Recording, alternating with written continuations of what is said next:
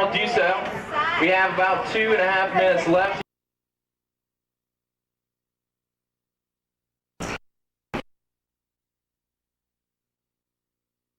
My name's Sam. I'm going to be your guide here for part one of the backstage studio tour. Seated behind me, the Wheelbar Shuttle's Cheryl. How you doing, Cheryl? I'm doing great. This air is a little bit too chilly, though. I don't know. Oh, my. Wind is down when the water comes crashing towards us. So this working production center, we'd both like to all here to the Disney MGM. I'd like for you to look off to your right, and there you're going to see the back of our animation building. Now inside this building a few months ago, our Disney animators finished up work on our 29th full-length animated feature. That's The Rescuers Down Under, to continue to the 19...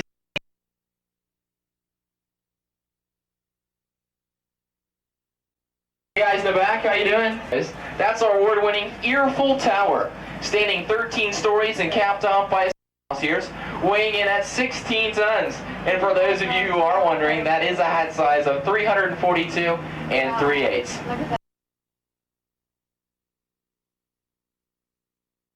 You can see a prop house. You should recognize a few of those cars. These cars are from Blade Runner. That's our Harrison Ford. The red sports car named Coyote from the TV program Hardcastle.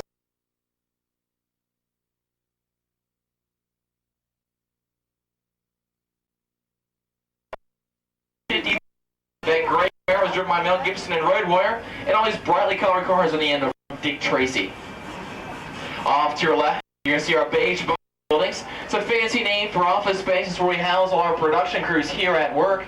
Dick Clark Productions is bundle number 2. They brought back the game show Let's Make a Deal. And bundle number 1 and 3 is Republic Pictures. Sir, my 4th car, please have a seat.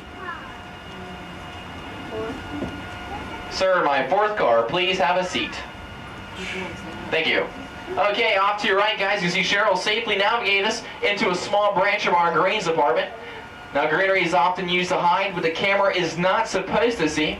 For example, we can take a row of taller trees or even larger shrubs to hide exposed wiring, partial set, sound, and lighting equipment, that sort of thing. If you look down, you'll see they're all grown in their individual boxes or containers. That makes it easy to transport them to and from a set. And here we even have our own cast of characters, like the bear family, Mom and her cubs. You can see a camel, elephant, and my favorite, samurai warrior. These sculpted figures are known as topiaries. They can take up to 10 years to fully develop. The camel and elephant you see have been shaping up since 1983. These are just a few of over 160 found throughout the Walt Disney World Kingdom, and I'm sure you've seen quite a few of them. This large, giant, green tree trunk looking thing laying outside, it's not a tree trunk, guys. It's the original flower stem from the movie Honey, I Shrunk the Kids. Now, if you're wearing dark sunglasses, I suggest taking them off because we're going indoors. And this is one of our more glamorous departments here. It's the world of creative costuming. Inside is where a few of over 180 artists design and manufacture all of our costumes for live motion picture and television entertainment use. Also in our display cases, you're going to see the original costumes worn by Madonna and Warren Beatty from Dick Tracy.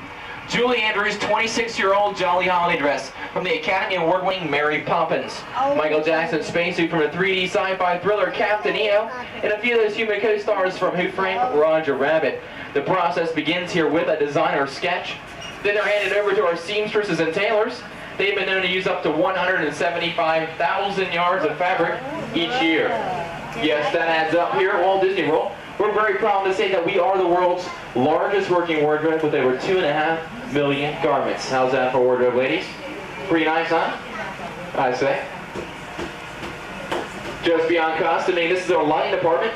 It's where we store all of our lighting equipment. We can produce 3.5 million watts of light for production use on or off our lot. To put that in a better perspective, we can illuminate a city about the size of Orlando.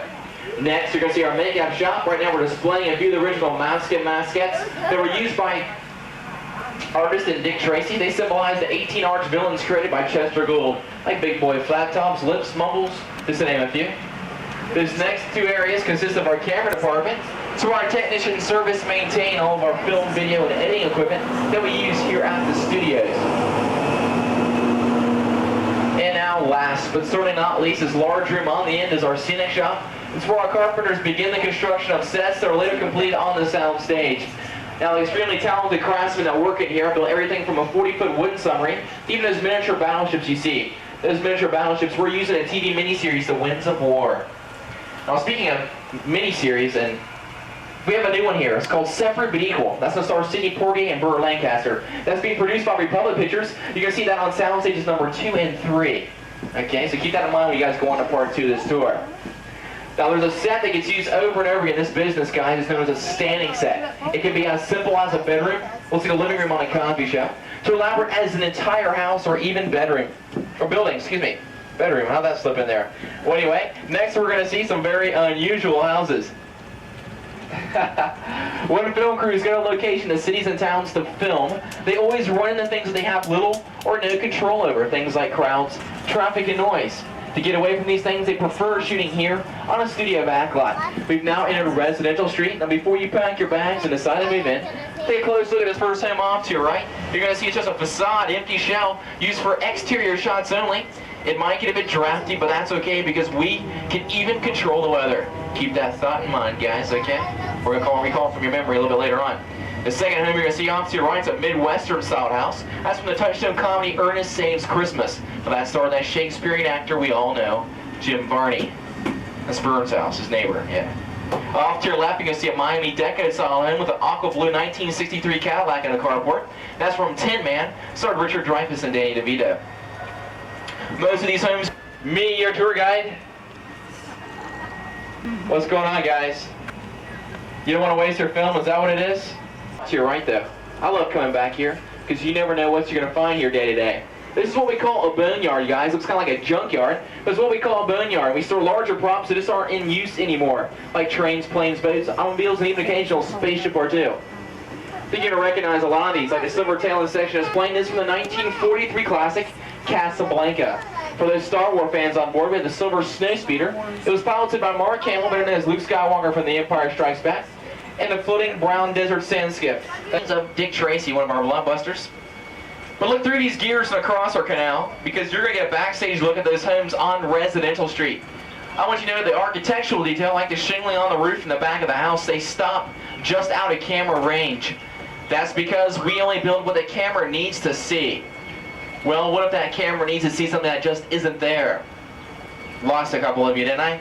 Well, to explain a little bit better for you, in a recent movie called Catastrophe Canyon, it calls for an active oil field in a dry, rocky, barren desert canyon.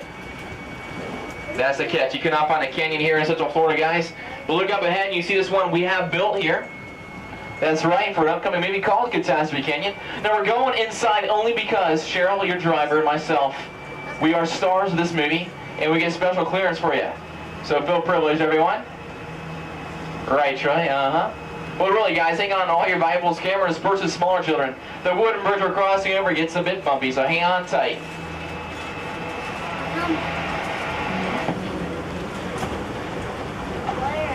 Right here. Two hands, that's a can. Gonna get wet.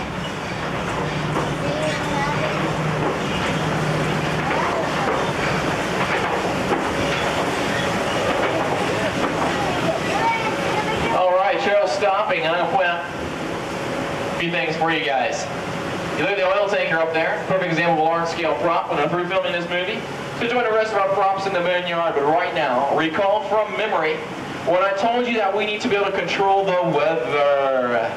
That's right. Well, this particular scene here calls for a torrential downpour. And like today, we couldn't just wait around for Mother Nature. So when our cameras are ready to roll, that rain has got to be ready to fall. Action. Whoa. Awesome. This rain scene you see here is created by high-powered water spouts located just overhead and just out of camera range. It shoots the water up into the air in a circular motion, making it like wind sweeping through it, and it covers our entire skin.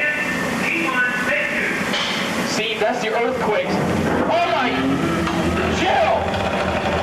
Oh my God, hang on tight! This is... what's that noise? Oh my... I'm losing power, Cheryl. Oh my...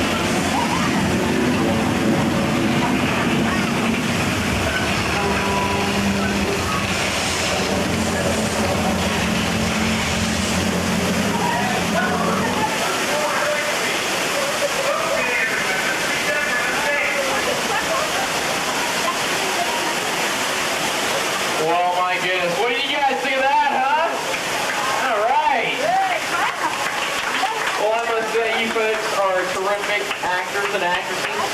You're professionals, right? You didn't tell me? That's what it is? Really? You guys, my last two cars, I heard your screams all the way up here, man, when you yell at. That was nice, I tell you. And you talk about family togetherness, this group of five in my third car, the way you all ended up in one lap, didn't you overdo it just a bit? I tell you. Nice touch there, that was nice, I like that. Well listen, I have a nice slight confession I have to make to you. That's not a real movie, guys. I'm sure you realized that, didn't you? Yeah, of course. That's our $10 million toy. We built this set just for our tour and for you folks. Pretty amazing. And what else is pretty amazing are those special effects we saw on film. Well, right now, Cheryl's driving us around back. I'm going to point out how they're actually created.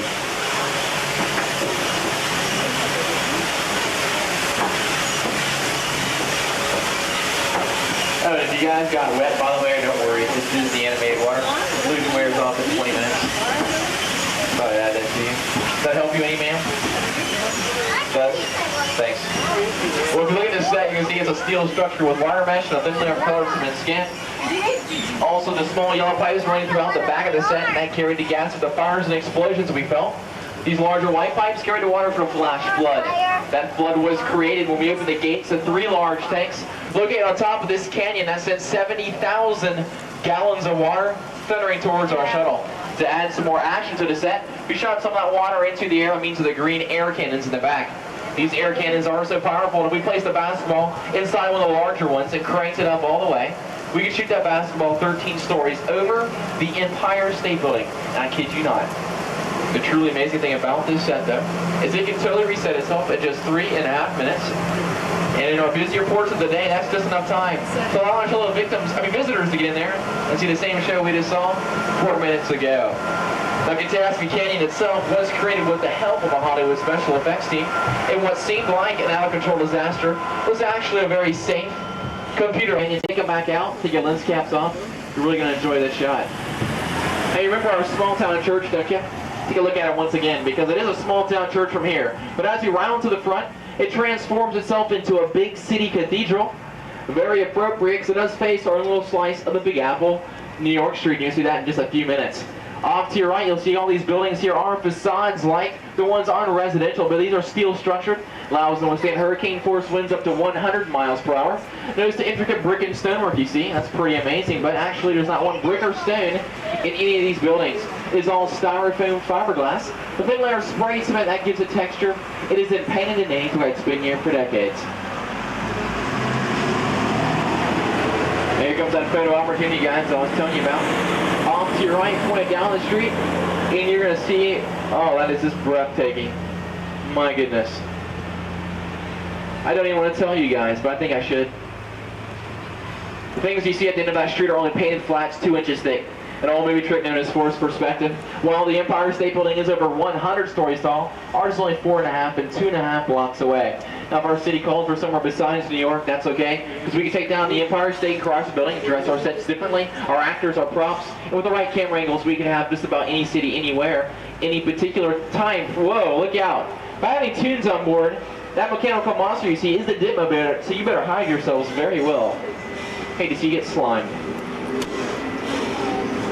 Okay, well that almost concludes part 1, guys. But before I say goodbye to you, look off to your right in the unload zone. You're going to see pink autograph footsteps. If you follow them, it's going to take you through our loading bin. There you go.